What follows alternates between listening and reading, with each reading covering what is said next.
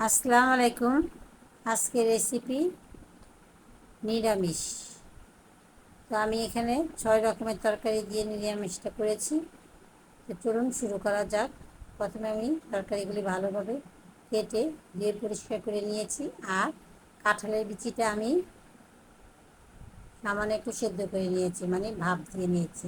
তো এখন আমি এখানে সামান্য একটু তেল, 2টা তেজপাতা, 2টা দারচিনি আর একটা এলাচ দিয়েছি। আর দিয়েছি একটা পেঁয়াজ। পেঁয়াজটা আমি ভেজে নিয়েছি। আর দিব সামান্য একটু পাঁচফোড়ন। তো পাঁচফোড়নটা আমি আগে দিইনি, কারণ পেঁয়াজ ভাজা হইতে হইতে পাঁচফোড়নটা পুড়ে যাবে, সেই জন্য আমি পাঁচফোড়নটা পরে দিয়েছি। আর এখন দিব হলুদ গুঁড়া, মরিচ গুঁড়া, ধনিয়ার গুঁড়া আর জিরার গুঁড়া। এরপর দেবো স্বাদ অনুযায়ী লবণ, আদা বাটা, রসুন বাটা। এরপর ভালোভাবে ভেজে নিব।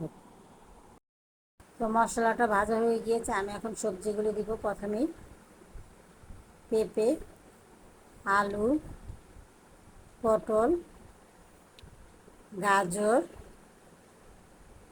বেগুন। এরপর দিব সেদ্ধ করা কাঁঠালের বিচিগুলি। এরপর আমি ভালোভাবে মিশিয়ে নেব।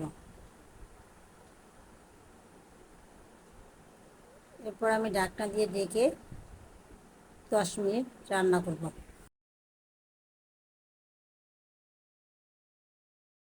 তা আমি 5 থেকে 6 মিনিট পরে এসে আবারও ভালোভাবে মিশিয়ে নিব। যেহেতু আমি এখনও পানি দিইনি, তো আমি আরও 4 থেকে 5 মিনিট পরে এসে পানি দেব।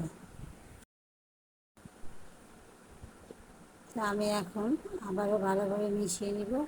আর এখানে আমি হাফ কাপের মতন পানি দেব। পানি দিয়ে আমি বাকি রান্নাটা করে নিব ঢাকনা দিয়ে।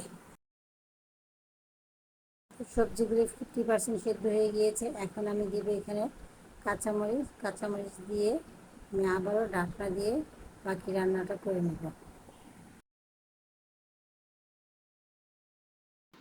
তো সবজিটা হয়ে গিয়েছে। আমি এখন নামানোর আগে সামান্য একটু ঘি দিব। ঘি দিয়ে নামিয়ে পরিবেশন করব। আর ঘিটা এই কারণে দিয়েছি যে ঘিটা দিলে সুন্দর একটা গ্রাম আসবে, খেতেও ভালো লাগবে।